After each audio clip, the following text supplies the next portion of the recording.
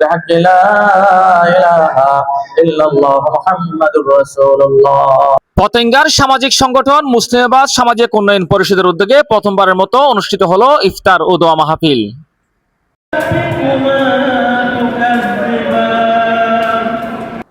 মুসলিমাবাদ সামাজিক উন্নয়ন পরিষদের উদ্যোগে আজকে প্রথমবারের মতো ইফতার ও দোয়া মাহফিলে উপস্থিত সবাইকে ধন্যবাদ ও শুভেচ্ছা জ্ঞাপন করছি।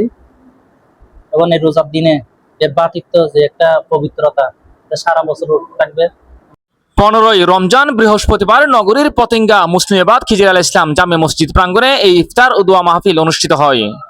আমরা চেষ্টা করব আত্মমানবতার সেবায় যে উদ্দেশ্য নিয়ে মুসলিম সামাজিক উন্নয়ন পরিষদ গঠিত হয়েছে ওইটা যথাযথ আমরা কার্যক্রম পরিচালনা করতে পারি এই আশাবাদ ব্যক্ত করছি। সবাই দোয়া করবেন। আজকে সুন্দর আয়োজন মুসলিমাবাদ সামাজিক উন্নয়ন পরিষদের প্রথম ইফতার মাহফিল এবং সমাজের অবহেলিত মানুষ এবং সমাজের অসঙ্গতি যা আছে তা দূর করে সুন্দরভাবে এগিয়ে যেতে পারে কামনা করি।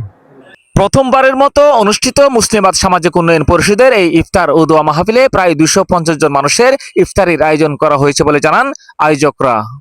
মুসলিমাবাদ সামাজিক উন্নয়ন পরিষদের প্রথমবারের মতো আজকে ইফতার ও দোয়া মাহফিল আয়োজন করা হয়েছে।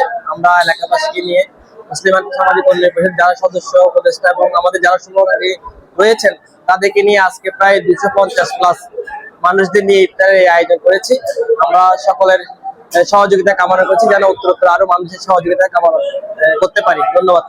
উক্ত ইফতার ও দোয়া মাহফিলে মুসলিমাবাদ এলাকার গণ্যমান্য ব্যক্তিবর্গ, সাধারণ মুসল্লি সহ মুসলিমাবাদ সামাজিক উন্নয়ন পরিষদের উপদেষ্টা মণ্ডলী, পরিচালকবৃন্দ এবং মুসলিমাবাদ সামাজিক উন্নয়ন পরিষদের সকল সদস্যগণ উপস্থিত ছিলেন এবং এতে দোয়া ও মোনাজাত পেশ করেন মুসলিমাবাদ খিজির আল ইসলাম জামে মসজিদের সম্মানিত খতিব জনাব মাওলানা মাহমুদুল ইসলাম।